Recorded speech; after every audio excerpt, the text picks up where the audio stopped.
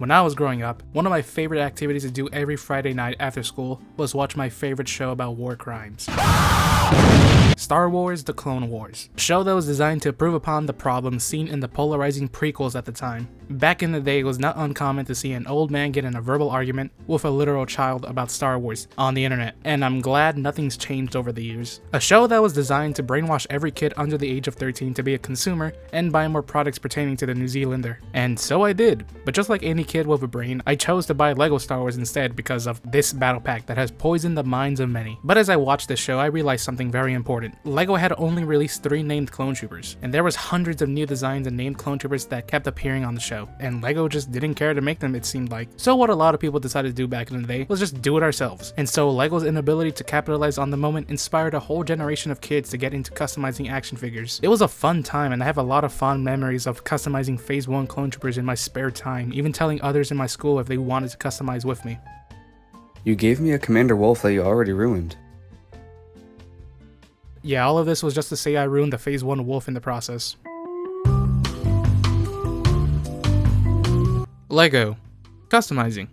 2 words that just go hand in hand with one another. The whole point to the building blocks is to express creativity, whether it's by building sets as the instructions dictate, or just taking the pieces and building anything your mind wants to make. All contributing to the epic battles that you have in your head with a story that rivals that of the current state of the MCU. Same goes for minifigures, the little guys that people would sell their left kidney for. Just the same as builds, minifigures also pertains to its own popular field of customizing, whether it's perfectly replicating a certain character from a piece of media, or making your own original character. The one real limitation to customizing a minifigure is your satisfaction. I know some of you may be too young to remember, but the original stages of LEGO Star Wars and LEGO related content on YouTube was expressing that creativity for the world to see online. From very memorable series like the 501st Legion 4, I'm still alive! Yay!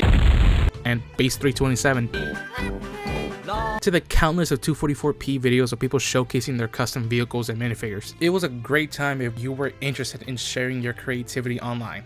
But now the scene online has sort of shifted in the past decade to just making reviews and Mr. Beast-like videos, and the occasional video essays by other channels. That's not to say that any of this content is new for LEGO YouTube. Back in the day, we still had all this type of content from reviews and even Mr. Beast-like content with everyone trying to outbeat everyone's clone army to have the biggest one. Why? Well, you just had to be there.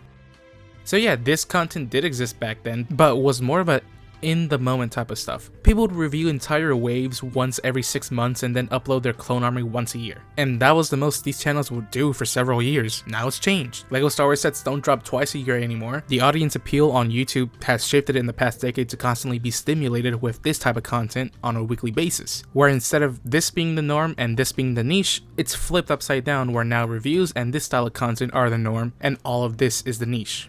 And yeah, while on the surface creativity appears to be floating on top of the pool, if you dig deep enough, you will see that there's still an audience for this style of content that's been keeping the traditions of old. LEGO customs are still alive and well on the planet that's been around for 2024 years. The last time I was really into customs must have been like around 2012 or 2013. I don't know, around the time MGF still uploaded, so that's the time frame you have. Back then, it was in its infancy, the Stone Age one may say, and seeing the custom scene in its current state, with the advancements that's been made, it's honestly worthy of applause. And to make this simpler for myself, this video will just look into custom minifigures, as custom builds is a whole other video in itself that I would love to do at a future time. But for now, let's see what people actually give a shit about.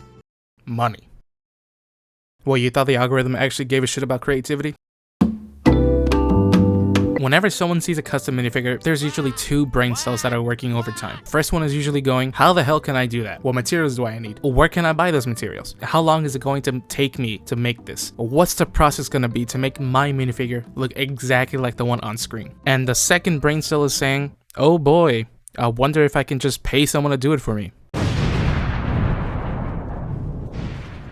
Hey, would you look at that? Someone could do it for me. No matter how niche something is, there will always be people ready to provide a product that people are too lazy to do for themselves. The customizing scene is filled to the brim with people providing something for everyone. You want a character from a video game that LEGO has not made yet? Alright, what game do you like and how much detail you want? Do you want your very own Glub Shido? Okay, pick your poison. You wish LEGO was still making clone troopers in the 2014 design language? Well, there's someone out there still doing that.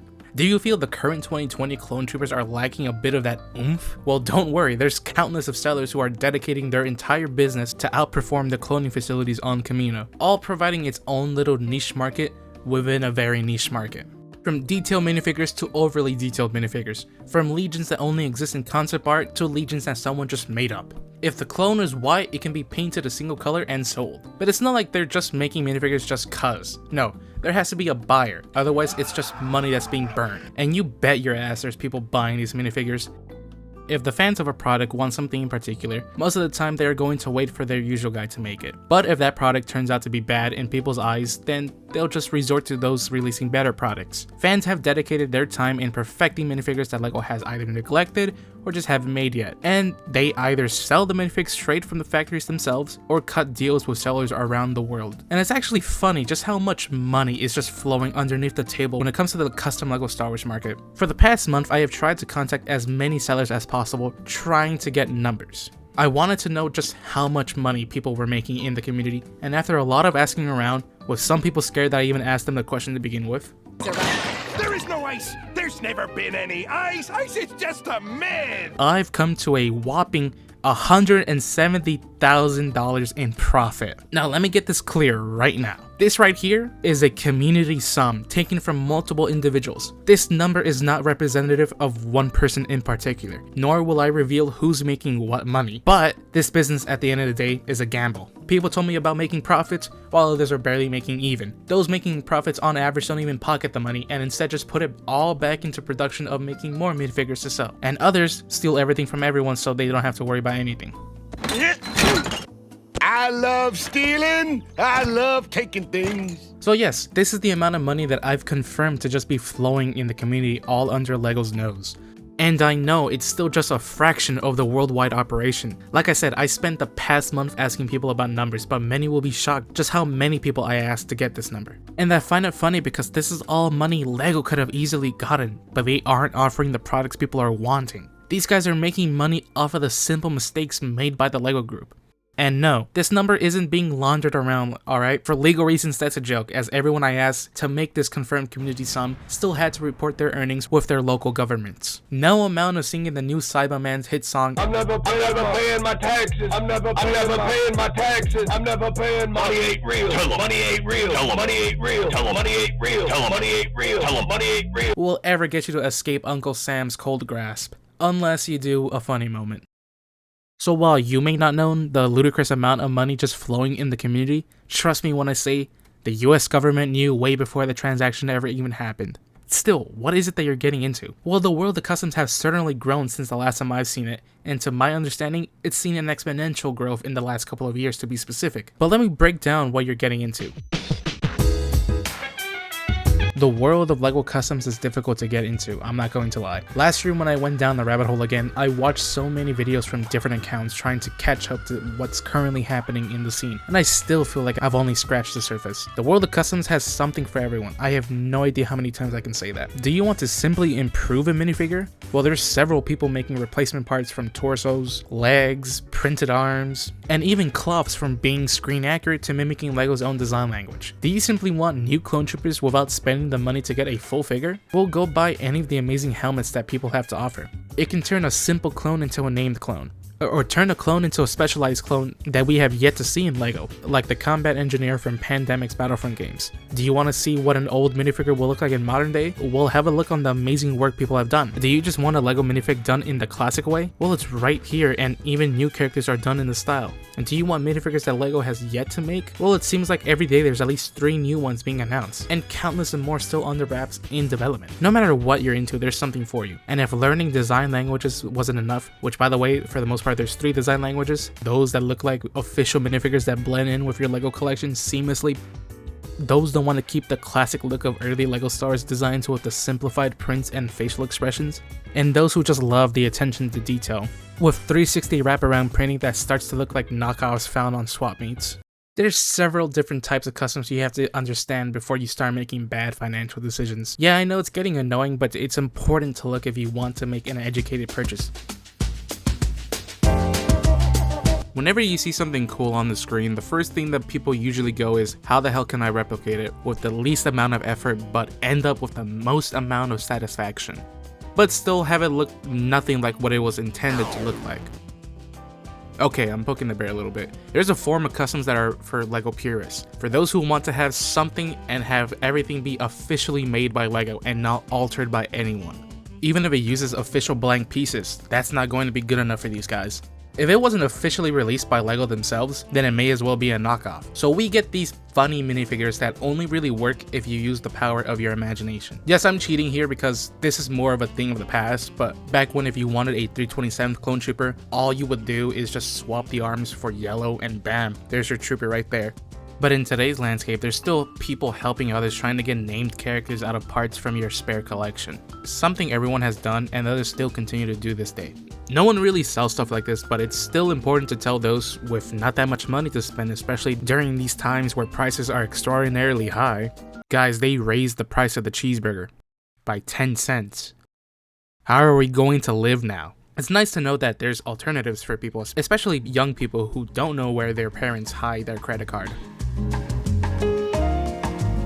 When talking about people's first custom, usually the first thing that people started with were one of two things. If you had the money and or coincidentally already had it in your possession, you would use paint. The cheap paint that doesn't last on a minifig if a single drop of water touches it months after it was originally painted. If it wasn't done by paint, it was done with everyone's favorite item, the thing you sniffed for hours on end for some reason. These two techniques are without a doubt everyone's first proper customs, mainly the Sharpie one if I were to be honest. If you look through everyone's collection of old LEGO sets, you may find one or two Sharpie clone trooper that they just can't bear to throw away or do anything else with it. Another thing here that well fits with this old way of doing things, especially for clone troopers, was taking the 2008 phase 1 clone trooper and turning him into either a phase 2 clone or a commando.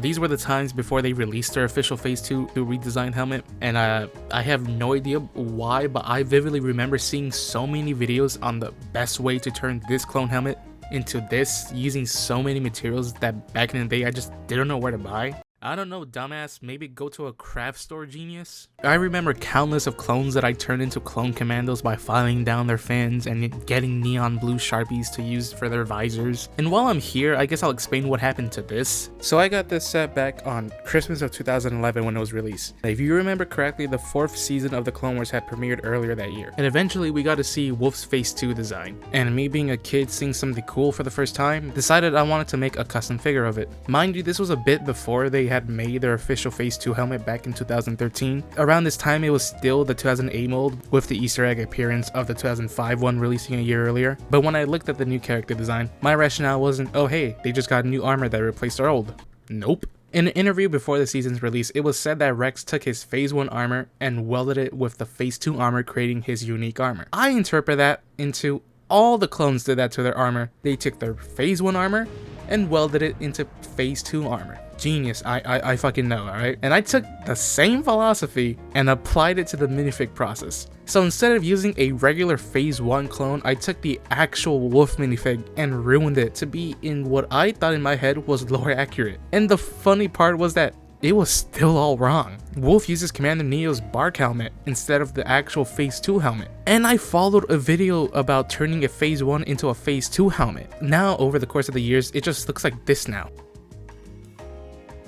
So yeah, there's the story of kid me being a kid and having fun customizing LEGO minifigures, unknowing the harm he's causing to his future self, knowing he won't ever justify spending the money for a replacement. I mean, the additional 10 cents for an In-N-Out burger is already bad enough. You think I'm going to spend $200 for a replacement minifig? Decaling a minifigure is the process of printing out decals onto sticker paper, cutting them perfectly, applying them onto the minifigure, and finishing off with a layer of sealant so the decals wouldn't peel off over time. Of course, what I'm detailing was the method that I remember back in the day when this was the state-of-the-art technology when dealing with customs. That was back in 2010, and fast forward 14 years later, now the process is a little bit more complex with stuff like water decals and actual professionals giving people tips to do things perfectly, and also of course selling it as a business for those too lazy to do it for themselves. Decaling quality will always vary, as no matter what, from my own personal experience, the quality of these decals can never just get toe to toe with that of LEGO's official printing. As for the most part, they just don't look good to me. Sometimes the stuff is easy to mess up, depending the sealant it just won't last as long, and it may leave off like this permanent shimmer to the minifig. Like I said, the quality of the print varies drastically on the paper you get, but of course that's just my personal opinion, and opinions are subjective unless you joke about M&R. We have to be nice to him even if he attacks you, so there's that. Now let's see the comment section be about him and him alone, proving my point. There are some advantages when it comes to decaling. For a vast majority of people, this will be the best way and most affordable way to get some quality prints that they are looking for to make the custom they want. It's the most affordable way to get named characters and clones that they want that can blend in with the official stuff. Since for the most part it's a do-it-yourself type of experience, relying on someone making these character sheets. Whenever a new character appears on screen, you don't have to wait several months it would take for a minifig to release if they even decide to pursue the character. No, for the most part, a design will be ready to be sold and they're available to download within the day. So if you're fiending for a character to be in your LEGO collection the moment he's on screen, then relying on decals would be your best bet to be pleased. Alright, now we're in the big boy leagues. We're starting to use LEGO's official printing process. Kinda.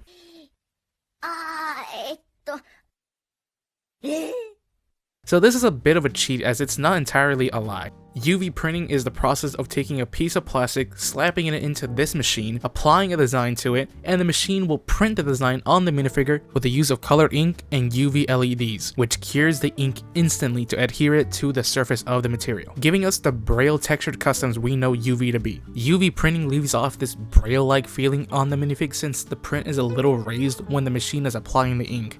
It's enough to feel it if you rub your finger on a minifig, but it's not raised enough to come off if you rub hard enough. So you don't ever have to worry about these prints ever rubbing off if you're manhandling them like a fucking child. The reason why I said it's not really LEGO's official printing process is because it's like I said, it's not their official printing process they use for their sets. But that doesn't mean they don't use it. LEGO has UV printers at their flagship LEGO store locations, and from my understanding, they are starting to expand this to other LEGO stores. LEGO has this thing they offer at their flagship stores called Minifigure Factory, where you are given the opportunity to customize the torso to your minifig using some preset images on a tablet. So that's cool, I guess.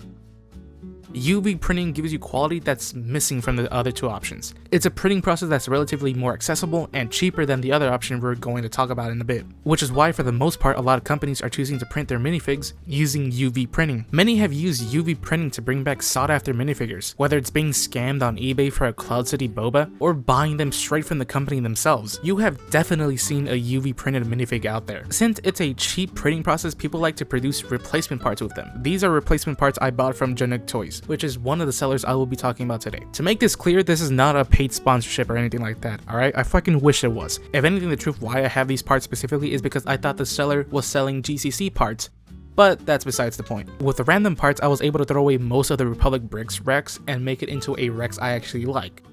The Imperial Commando looks cool until you look behind his legs. Fuck you, burn in hell. That's the end of stream, goodbye. I was able to have an accurate clone engineer as seen in Pandemic's Battlefront 2.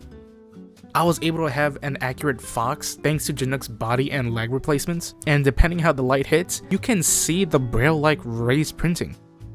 Where I believe UV shines is by producing new and retired minifigs. Enter people like Black Market Bricks. Funny little story, was actually his product that started my whole spiral down the custom sphere again, so And I'm gonna say what nobody else is willing to say. America has a fat lord crisis. I just thought I was getting an amazing deal when I saw someone listed a Krennic and a Yularen for so cheap. I thought he just didn't know what he had in hand, but anyways. People can just print sought out and expensive minifigures for people who miss out on them officially. Here I have one of the heads of the ISB, Colonel Wolf Yularen, originally releasing in a May 4th gift with purchase polybag in 2015 because he appeared in Rebels. The original minifig is now being sold way more than it should in today's market because of course it would. Do you have any idea how many Captain Rex microfighters I can buy in June for that much? This is just a great addition to include in any Imperial MOCs, and it blends well with anything, it doesn't look out of place. The other one I have to show off is the head of the Empire's Advanced Weapon Research, and Battlefront's only non-Bounty Hunter DLC character, Director Orson Krennic. Only ever releasing in his 2016 set Krennic's Imperial Shuttle, and also going for a lot more money because it'd be like that sometimes.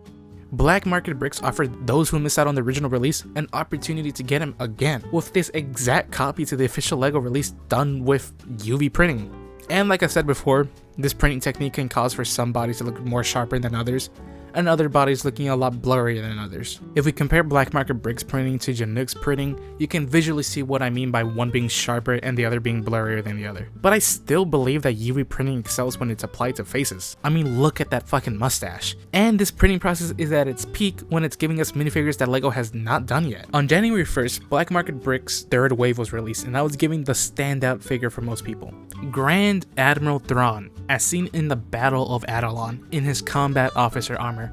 What do you mean it's April? Those who purchased a minifig at the launch of the wave from January 1st to the 7th were put into a lottery where 5 lucky winners got to win an exclusive Admiral Thrawn variant in an Imperial Sand Bluish Gray. By the time you're probably seeing this promotion has ended, but to keep the theme of the video alive, if you've purchased a Thrawn from him before, or own the original, or own a Duriel's minifig, just take the head from one of those and put it onto a General Veers minifig, and bam, you have the same minifig you miss out on at home. But back to the Thrawn in question. Like I said before, the minifigure depicts Thrawn at the Battle of Chopper Base. Thrawn wears an alternate version of the combat officer armor in his Grand Admiral white color scheme, complete with the backplate and all. He has dual molded legs, and all of this was printed on official LEGO parts. And I'm going to say that I am sorry this is being released so fucking late. Yes, you were originally going to get this video back in January, and life said fuck you worry about family around this time. And other opportunities came up that I just couldn't pass up. So I just never got around to finishing the script to this video. So the great guys at Black Market Bricks, who even told me it was okay to not release it around the time of release, and was still okay with how long that it took to me to even make this, even when they didn't see any net positive for me doing this so late, I'm still really fucking sorry this video was not worked on until April. So as I ruin my chances with working with another group again, let me tell you about his latest release, as I think I owe it to him. On March 22nd, he released his Invisible Infantry, a modern take at LEGO's Umbaran Militia minifigure released back in 2013, meant to be a better and more faithful representation to what was actually seen on screen using character sheets used for the production of the Clone Wars episodes. And the end result is some of his best work yet. A minifigure I fucking slept through the first release. But luckily enough, there's a re-release happening soon, so there's another chance to get it. And hopefully this video releases beforehand, but knowing me, it probably will. Alright, we good? Okay. Alright, now we have arrived to the final frontier of customs, pad printing. Yes! A printing process that's normally used to get a print on oddly shaped objects that would normally be too difficult to screen print. Ink is poured into a cup and then placed onto a plate. From here, the ink cup is moved forward so the ink can flood the image and then moves back. The pad comes down and presses down to get a print of the image and presses down to the plastic or object that's being used to apply the print. And the result of this printing process brings to you the best quality in custom minifigs that rivals that of LEGO. Because of Clone Trooper brain rot, the only examples of this I personally have are clone related. These two Clone Troopers were released by GCC, Grandpa Clone Customs. The 8th Legion Clone Trooper, which comes straight from the Revenge of the Sith concept art, and his metallic Clone Trooper, which comes in this reflective metallic material which has this oil spill coloring to it. I'm going to be completely honest. I bought this because it reminded me of the chrome-like exclusive minifigures LEGO used to do back in the day. Yes, I'm stupid, I know, but it looks fucking cool, okay? Of course, it's going to rot away in my collection, never to be touched again. These two are amazing minifigs to have if you got the chance to get them. Both are following the same design language that LEGO has been using for clones since 2020. All done using real LEGO pieces. If you show these two to a person who isn't in the know, they would confuse these two for official minifigs. But where I believe pad printing really shines for LEGO, and specifically clones, are helmets and replacement parts. Pad printing for helmets is pretty much standard practice. I don't really see people using UV printing for their helmets anymore, and if they do, it's quickly updated with a V2 or something that features pad printing. Helmets are an easy and cost-effective way to get named characters or brand new characters into your collection. I can change this average 501st Clone Trooper into a Sergeant Appo. These two generic 212 troopers into Boyle and Waxer. And it doesn't stop there. You can buy replacement bodies for stuff like Fox, so you don't have to see him pink ever again. Replacement arms are rapid and easy to find. And there's still much to talk about, but more about that in a bit. If we were to talk about this 2 years ago, then the only thing this printing process would have to show off would be clone troopers, and that's about it. Since the cost of production is so high and the availability being non-existent, people need to make stuff to at least break even to justify the business venture. So making something people want more of would be a no-brainer to release, and for a good bit, pad printing was just another cloning facility. But now several years has passed by, And just like UV, with every passing day, more and more people are announcing new pad printed projects, each looking better than the last, all taking advantage of something LEGO isn't doing and producing minifigures that LEGO are not making. So here's a little funny bit of information. So there's a game called LEGO Star Wars The Skywalker Saga, a game that lets you play through all 9 films and travel your tales a new, refined formula to making LEGO games, filled to the brim with characters both old and new throughout the franchise that stays consistent with LEGO's design language, and so no one character felt out of place, even when it's a character that LEGO has not touched in over 20 years. Everything was made to look like if LEGO were to release them today. Within the files are all the textures for over 300 minifigures found within the game. And I'm sitting there and we're like, the game is over. It's like, all right, cool. And like to get up, I like kind of used my arms and pushed down a little bit on it.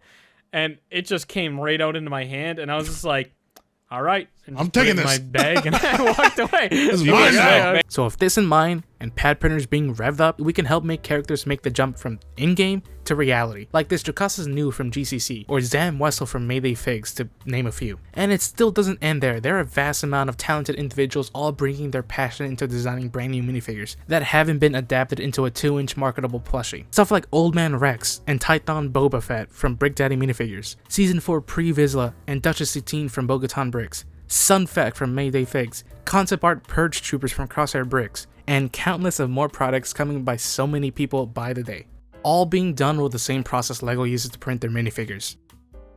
Yes, I've gone this far into the video and having a whole segment talking about the printing process without mentioning the reason why it looks exactly like LEGO's printing process, because it is in fact the exact same way LEGO prints their plastic.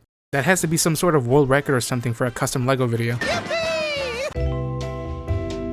The true final frontier for custom minifigures. Does that muddy the way how I started the last segment? Yeah, but shut up, alright? It's for real this time. There are those among us who want to take their custom minifigure game to the ultimate degree by having actual custom elements that LEGO themselves are not making, both in plastic and fabric form.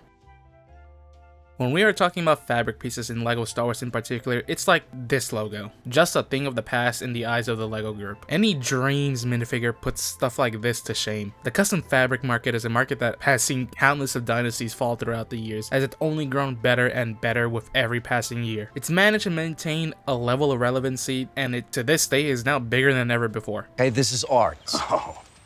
Cooking is art, and the shit I cook is the bomb, so don't be telling me. Shit you cook is shit.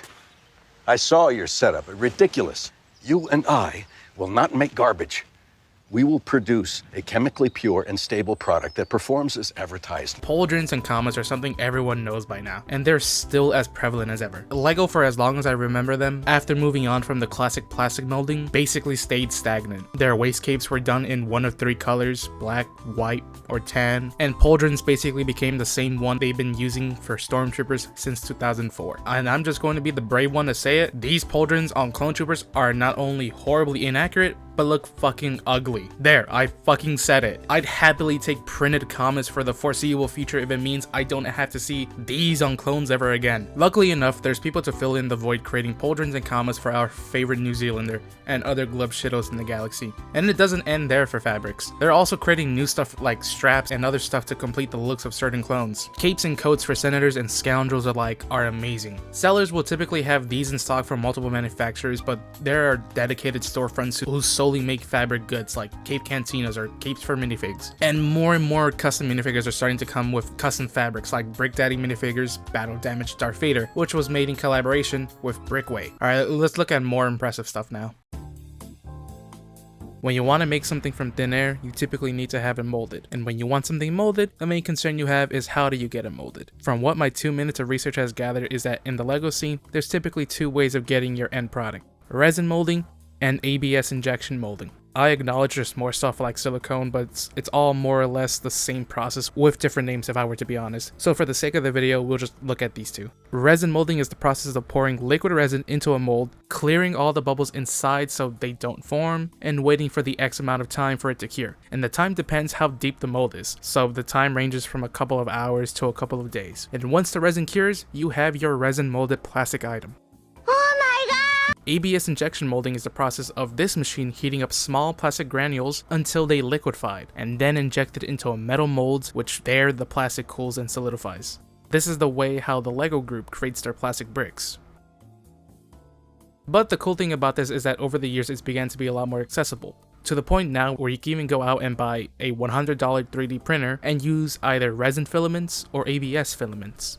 When creativity is in the air and a supply to ABS plastic injection molding isn't a problem, the community can create some amazing stuff that start to reach levels that LEGO just can't for some unknown reason. And to add insult to injury, it's all pad printed. In order to make some of these customs, it's hard to acquire a lot of these helmets completely blank, so a workaround needed to be found. And that workaround was just to make the helmets themselves. Yep, it may have deceived you, but these are not real LEGO helmets. That's not to say that people don't use official blanks, but these are coming to be a lot harder to come by in such large quantities, so being able to control the number of helmet blanks being made can help push more product out the door. While the technology is only being used to replicate Phase 2 clone helmets, more helmets are starting to be replicated, such as the Airborne, Phase 1, and Stormtrooper helmets. But that's just reproducing official stuff. What about the new shit? The only limitation to this is the extent of someone's imagination and skills with Blender.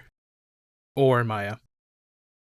This is what the past decade has accumulated to. The scene has been exploding with new custom molds from so many people. Clone Army Custom's Phase 2 helmet and Clone Commando helmets are stellar. Aerial Light are still somehow alive and a classic option for most. GCC's ARC Trooper helmet is the helmet LEGO should have produced. Chinook Toys' Combat Engineer not only gives us the perfect representation of a helmet yet to be seen and probably would never be made by LEGO, but it gives us a helmet that is, for one, pad printed, and two, perfectly emulates the 2020 clone design language. Like, I have no idea how the hell did they perfect it, but just one glance at this shit and it looks like something LEGO would have officially made. If they got to the point Mega Bloks did with Halo, where they just ran out of characters to make, so they made characters that only appeared in trailers for seconds at a time. Like, I'm sorry, Brian, the helmet you and your team designed for the first release of Zam was amazing. And sorry for all the other people who put so much time to making custom helmets in general, but come on, just fucking look at this. This has to be my favorite custom molded piece that I own, and it just works with any clone body you give it. It just blends way too well with other clone minifigs. Even his UV printed body follows the 2020 clone design. Like, how can you beat this? All the details are there, all the grooves are there, the pad printing is applied amazingly. How the fuck can you beat this?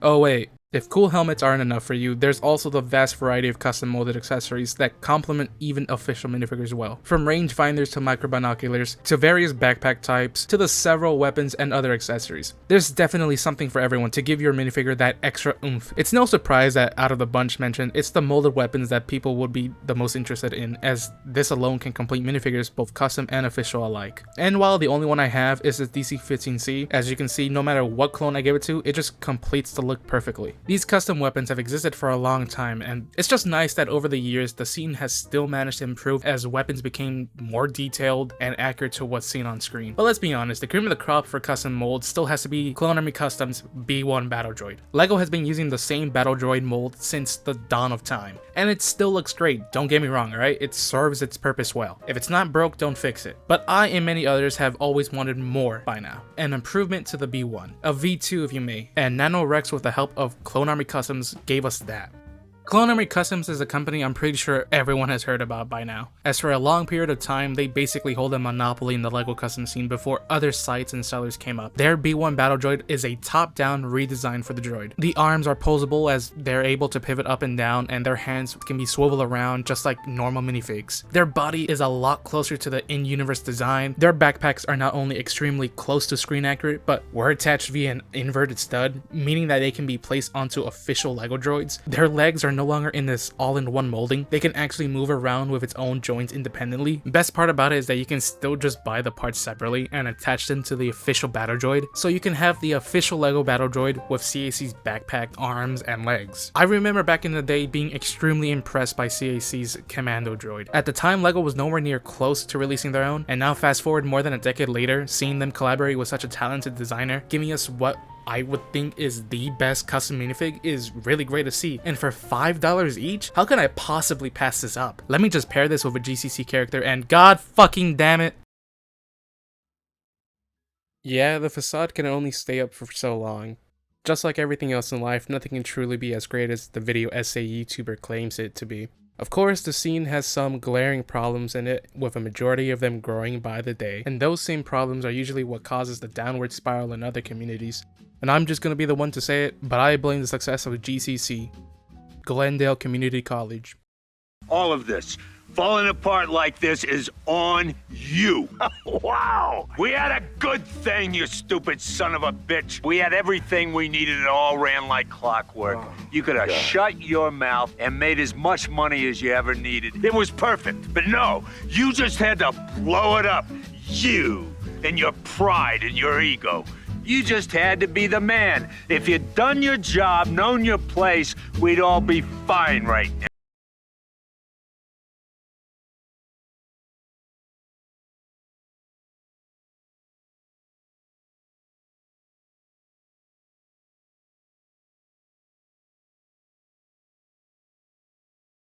Memory of the great times it used to be. The more something succeeds, the more eyes and attention it starts to grab. Those who never knew the scene existed start to have a time window that lasts for about a month where everything is great. They begin to see all the cool stuff they missed out as they try to catch up with the scene and are determined to try to get something from the newest releases to say that they're in the scene now. And those who've been there since the beginning starts to feel ignored by the people they helped put on the map, as all the attention is now focused to cater to the wants of the new people just coming in. I've seen countless of dynasties fall with my own eyes. I was there to see sneaker culture be this cool niche thing and blow up with these people and ultimately made it into the culture of money. And I do understand it goes both ways, alright? Don't get me wrong. I was there to see the Black Series from its humble beginnings back in 2013 to the husk that Hasbro has left on the side of the road. And in a lot of ways, I'm seeing the custom scene speedrunning what happened with the Black Series, starting out as this small thing where the sky's the limit, but for a long period of time staying stagnant, until randomly reinventing itself with the promise of the new, but ultimately falling from your newfound grace due to your own rapid success, leading to many who were there from the beginning to leave the scene, despite on paper the scene has never been better than ever. That's how I'm projecting the scene to turn out if it stays on its current path. The first thing people notice when coming into the scene are the high price tags. Oh geez, a video essay YouTuber complaining about prices? What would they think of next? Yeah, I know. It's easy to look at a price and just go, it's too high. And yeah, I will admit, these prices are too high. By the day, we're starting to get lucky if a minifig is priced at a flat $20. Now it's starting at $25 and up. But from the other side, I get it. It's a business venture that you will like to keep pursuing. Prices are set high because you can't afford to simply break even. And you think you're justified in setting these high prices because all the money that will be made will not go into your pockets, but back into the production of the next minifigure. And then the next one, and the next one after that. The cost of production is a number the normal person won't see, but sure as hell something they may think for a fleeting second. The countless of months that it may take to make a design from scratch, gathering all the body parts in the correct coloring and quality, trying to make connections with those who have a pad printer or UV printer who are more than happy to help you out at an additional cost, altering and modifying the design of a minifig turn out to be good in practice, trying to give what you believe to be the best quality for the consumer, ramping up and announcing a release only for people to dog on it once it releases, and months worth of work seemingly go to waste as people would rather go buy another clone trooper in a different color for that same price. And that design that you took months to make be simply ripped by those who say they claim everything is in-house. But I get it, but if these are your asking prices, then there comes an expected quality that has to be met. Of course, what's deemed as quality varies from person to person, as something I may think to be peak design and quality can easily be dogged and counter-argued by other things. But there's seemingly a clear disconnect that's happening between sellers and consumers, whereas manufacturers and sellers are seemingly living in a world that's different from the world of the people that purchase their products. Like I said, I understand you need to make money to justify all of this, but like, really? $35 for this? He doesn't even come with a face print, it's just a black head underneath. For these prices, you better be getting top-notch quality, and well, your experience may vary because it's sort of a gacha game. Printing quality itself can vary regardless if it's pad printed or UV. Printing may be off-centered on the actual body, causing it to look ugly and lean a little too much in a certain direction. Funny, the only examples I have is from this guy.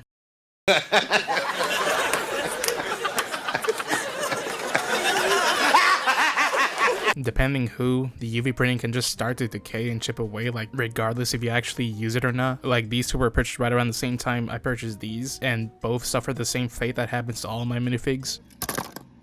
Destined to just rot away and never be used. And still, for some reason, the Imperial Commando is just chipping away by itself for some reason. Really shows the quality of the minifig, when these two over here were listed as defective by the seller, and yet it still has a better quality print. With the sudden rise of pad printing and very high quality UV printing, a lot of these UV projects right now are starting to somehow show their age compared to what's being announced as of late. A lot of custom minifigures are arriving with loose arms and loose legs, sometimes both.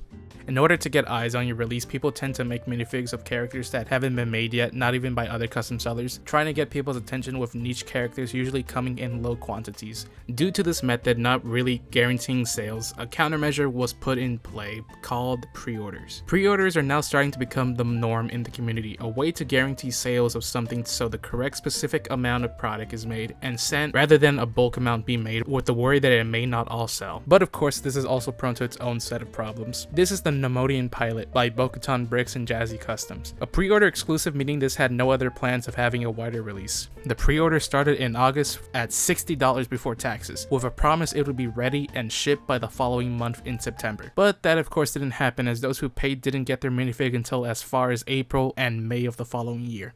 So that must have been fun. Before the time of release, review copies were sent out to influencers to review and generate excitement for the release of the minifig. But in some of the review copies, you can already see a big problem. You see, for the most part, the arms were cracked. Review copies are supposed to be the perfect representation of the product you're marketing, and yet even this slipped through the process, raising alarm for people, as if this managed to slip through quality control on a review copy, who knows how it would end up with the regular release. But very quickly, Bo-Katan Bricks assured to people that every minifig will be checked for cracked arms and replaced. And the arms still came cracked.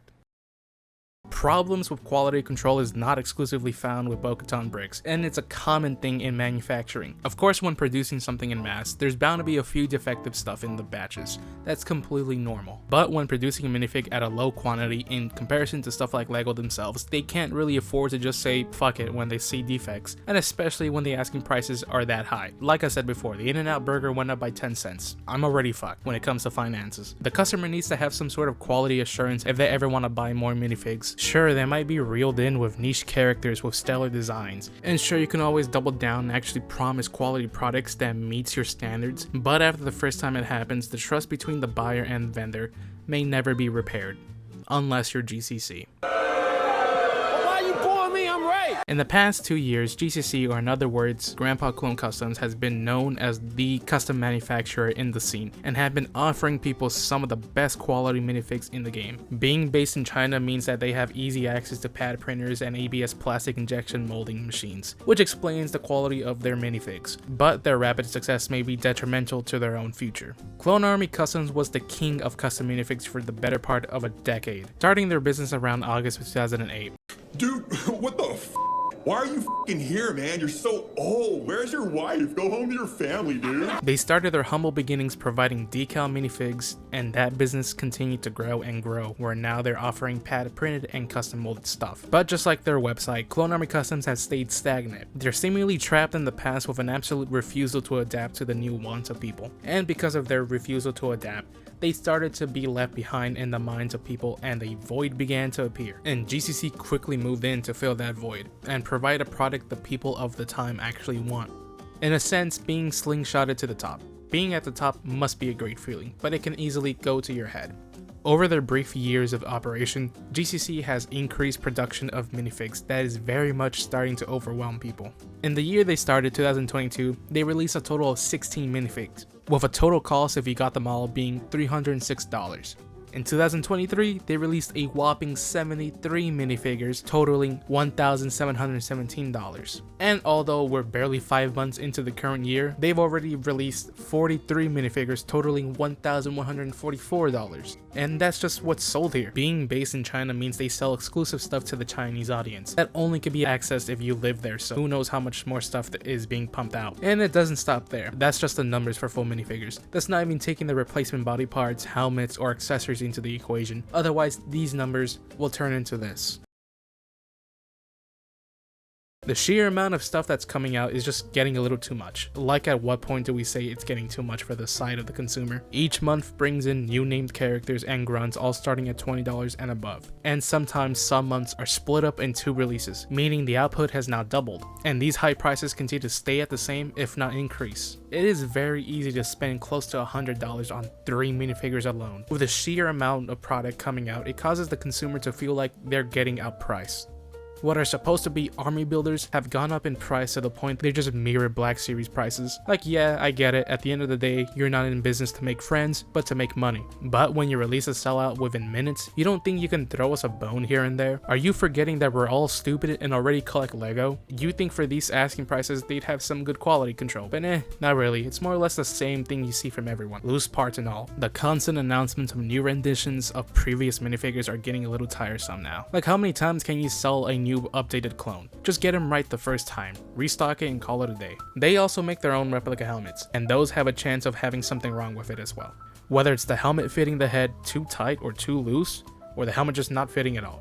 Their fabrics, on the other hand, are pretty good. While their commas went from potentially damaging the arms of minifigs if you set them in a neutral pose, they were fixed and now they're nothing but perfect. Their pauldrons, on the other hand,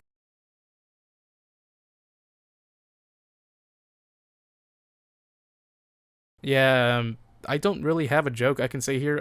I have no idea how this happened. Originally, I thought it was because I just put the plastic pauldron onto it, but after talking to other people who did it, and they said their pauldron turned out okay, I have no idea what happened, alright? Did it get hit with a gust of wind? It looks like a Republic Bricks pauldron after a week. I gotta hand it to you, Timmy. You even copied how it curls up. Truly, your craftsmanship knows no bounds.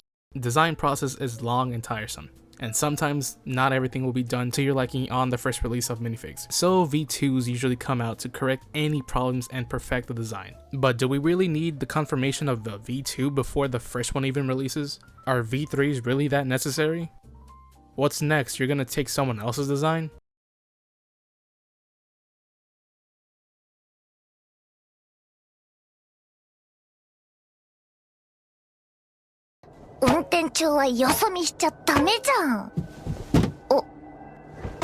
Stealing designs, no matter in what industry, is always frowned upon, and here I'm glad when people see it, it's immediately called out and put on blast. Someone can release a minifig and within a month someone else can come out coincidentally selling something very similar. But you don't even need to be an artist to steal in today's world. Just like when people resell a product without ever specifying where the product came from, and only ever crediting the person who originally made the product after being called out for not crediting. But now it's too late because you've influenced people into believing you made the product to begin with. Funny how that just works sometimes. But it's also funny when someone who always boasts about their in-house designs is outed to steal a design. So back to whenever the fuck is being shown on screen, Janek released his V1 Umbra arc. Normally when making a custom minifig, the bodies are supposed to be blank so printing can cleanly be applied. But sometimes it's cheaper to get printed bodies than blanks. So for this release, Janek bought Garmadon bodies and didn't bother to wipe them. So in the final release, you can see the Garmadon ribs just sticking out underneath the UV printing. A little fuck up that's unique to Janek's first release of the arc. GCC's in-house designers cooked up this V1 pad printed Umbra arc, which features the fuck up. Like I said, it's kind of funny that even they were caught stealing designs. Like, damn. That's rough, buddy. When something is in high demand and of course going for an expensive penny, of course there's going to be opportunistic people ready to just buy these up and resell to the streets. Again, not exclusive to the scene, but I just find it funny that as the scene grows, more and more eBay listings start to show up. When it comes to the scene, fans are very easy to dismiss a lot of things in favor for what's the most popular. Sort of like a mindless mob of zombies, easily influenced by their favorite YouTuber to what to like in the scene. Blind consumerism is something that we're all just genetically predisposed to do, I guess. I mean, look at what we collect. It's sort of sad when you really think about it. Because of that blind consumerism, a lot of other smaller guys are immediately being dismissed solely because it's not pad printed, or it's not GCC, or their favorite YouTuber didn't like it. But then you also get people like me who are just tired of it all. A little fair warning for newcomers: don't go all out when buying stuff, as it may just be a passing interest of yours, as very quickly you can get fatigued from the scene. Like, it's not to say I'm disinterested in the scene. I still love to see what people are making. I love seeing the new releases, and I love talking to artists and sellers alike. I love seeing the passion from others, but I'm not gonna lose sleep if I miss a release or don't end up getting a minifig. While writing this, the Zealous Hunter release, and I woke up right before the launch to try and get one, and within 2 minutes they were all gone on every website. My first reaction wasn't one of sadness or bitterness, but a simple oh well as I went back to sleep. Oh, and by the way, Brian. Ooh. So yeah, there it is, your ultimate guide to LEGO Star Wars Customs world, with all the ups and downs. From all the forms of printing to all the forms of coping, there's something for everyone here. And of course, this is not just exclusive to LEGO Star Wars. If you can think of an IP, there's countless of sellers also offering something for your wants. Like for example, Citizen Bricks' Joel, Ellie, and the Clicker from the Last of Us games, something I really want to get. But I also acknowledge that this scene for the most part will be out of reach for most. If you want something with the same quality as official LEGO, yeah, you're gonna have to fork over the money. It's just how things are, sadly. But I do think it's still very worth the price despite the downsides of it. It's a universally agreed thing that prices are crazy from both the smaller guys and the ones on the top. But I feel like the guys on the top have made it to the point they can sell their stuff like army builders at a low price and still see the same returns. The benefit of having a free and open market is that any business can come up and offer healthy competition in an area where the party who's benefiting the most from this competition are the consumers, as they continue to get quality product at a great market cost. Competition is always healthy for the scene. It keeps companies in check because they know if they somehow manage to fuck up, whether it be in declining quality or price hiking, there will always be an alternative that the consumer can rely on. But when there's no true competitors, companies tend to abuse their monopoly, increasing prices, declining quality, dabbling in some shady business practices, all of that and more because they know there's no one else offering the same product, so they have this assurance that they can get away with things. But every market, no matter how niche, always corrects itself. These monopolies tend to offspring new competitors, usually out of spite, ready to do everything the previous company was doing with better quality and at times cheaper prices, to really be competitive in the scene, trying their best to get new buyers. It's happened before, and it's a funny little domino effect I'm seeing happening again. CAC had a monopoly over the scene for years, until it offspring a set of true competitors in the scene that ultimately made them irrelevant in the eyes of many. But now, those same competitors are now facing problems of their own, and all I'm saying is to watch your step and be aware of the people around you in the community, because one bad step and 3 new guys are ready to take your place. But those new people also bring in new sets of problems. Using FOMO tactics like never restocking in red or limited 1 out of 1,000 is kind of stupid, and I find it a little scummy. It's like the people who do 80% off of $120 and the minifig is still $20. Like, why at that point? I still think pre-orders for the bigger guys are a little stupid. Like, it makes a lot of sense for the smaller guys, but for people like Bo-Katan Bricks, you know, you're gonna sell out anyways. If Light Customs, who's a new pad printer, can come out the gates with no pre-orders, then I'm pretty sure you guys on the top can as well. But what do I know? I'm just a dumb YouTuber, I guess. But there's always alternatives for you. UV printing is only getting better and has a bigger selection of non-clone trooper minifigs. Decals and Sharpies are always there if you want to sniff them. And purists will always suggest things for people who don't want to spend a single extra dime that isn't going to the LEGO group. Of course, what I talk about in the last segment is not indicative of the entire scene, and everyone's experience with the scene will of course be different to my own experience. Yeah, the odds of getting defective stuff are low, but they're never zero, and they're just a byproduct of manufacturing and dealing with LEGO's declining plastic quality. It's only gonna get worse if I'm going to be honest. So there's that. I told you everything, and so the choice is yours where to go in debt to. The choice is completely yours. It's your money. You do whatever the fuck you want with it. Just remember that it's completely okay if in 5 months from now, your interest in the scene has fused out. Could it just be caused by your interest dwindling and going back to the official stuff? Or could it be that the scene is currently just dominated by clone troopers in the Phase 2 variety? I think it's a mix of both for me, to be honest. Fatigue is something no one is safe from, and not everyone will feel it at the same time. But before I leave you for another 4 months, let it be known that there's people on Mercari claiming to sell GCC products and actually selling Republic Bricks minifigs. Yes, this is the only reason why I own these.